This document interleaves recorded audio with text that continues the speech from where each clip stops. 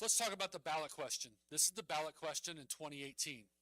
You'll notice those things that are underlined are the items that you control as a board when you pass a resolution. So in 2018, 7 years was set up. Now it's important to note that when you passed that in 2018, you passed it for 8 years. The year before, the legislature gave the ability for schools to run 8-year referendums instead of 7.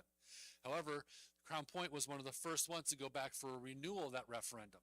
When you passed this ballot language in 2018, it was done for 8 years. When it goes down to the state to be approved, the state says, no, you can't. You're renewing a referendum for 7 years. Therefore, you can only do a renewal for 7 years. Therefore, the question that was posed to everybody was for a 7-year renewal. Why is that important? 7 years plus 2018 puts us directly where we are right now in 2025. That's why this campaign is happening now. You also notice at 21 cents, and then the purpose of what the funds were used for was also outlined before. So let's go to 2025. This is the question now in 2025. Again, the underlined portions are the items that you control as a school board. You'll notice then a year after that determination was made by the state that you couldn't do an 8-year, they came back and said it was okay. Therefore, this year we're going for an 8-year referendum. Again, the purpose is outlined, and the other piece of this is we're talking about changing the maximum referendum rate from 21 cents to 18 cents.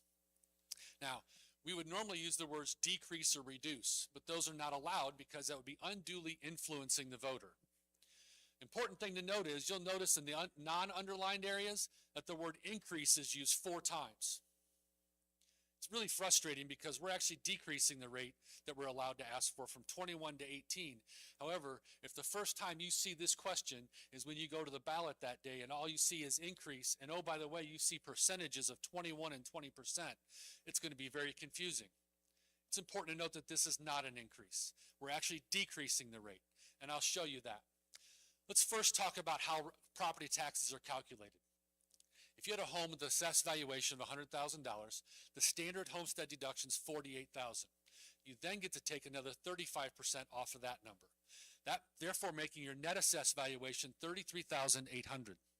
You divide that by 100, multiply it by the rate of 18 cents, produces an annual impact of just under $62 or $5 a month.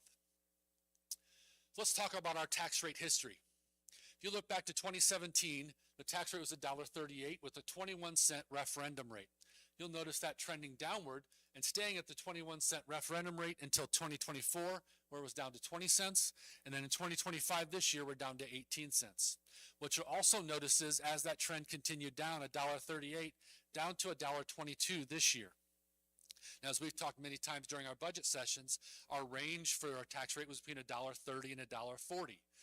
As our assessed valuation grew, we were able to take that range down between $1.30 and $1.20. As I see what's coming in the legislature at this point, I'm fully anticipating more than likely a decrease unless we see a huge decrease in the assessed value, which some of the bills are calling for right now. However, let's talk about how that 20% is calculated. The county auditor has to go through a formula. It's about 30 to 35 steps. And when they go through that process, this 18 cents comes off of that, and they essentially compare it to what the tax rate would be without the referendum. That's how they come up with the 20 cents. And as I've shown you, and will show you, that's not true. That's 20% increase is not what happening. We're actually going to see a decrease. So let's talk about year over year, 2024 to 2025.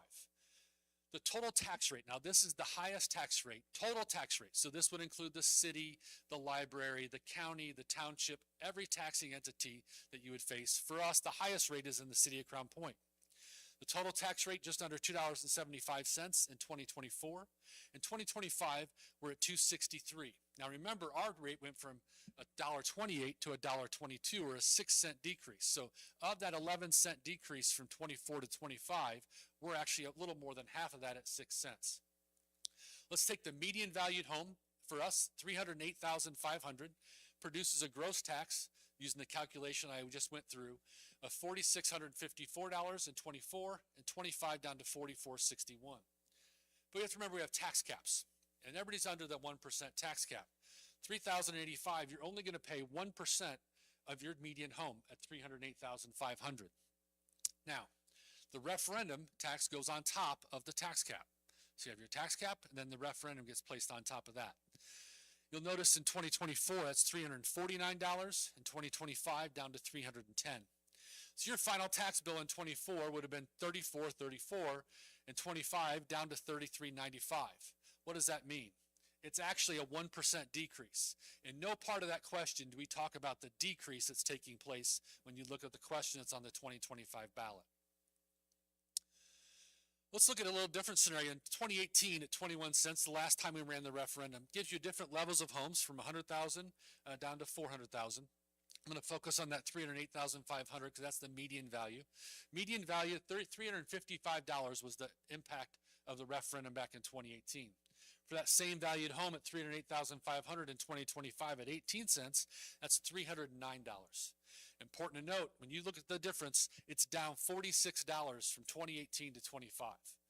So while we talk about the 1% decrease from 24 to 25, we're also talking about a decrease from 2018 to 2025. The biggest part to take away from this is not a tax increase. Remember, the question says it's a tax increase 4 times.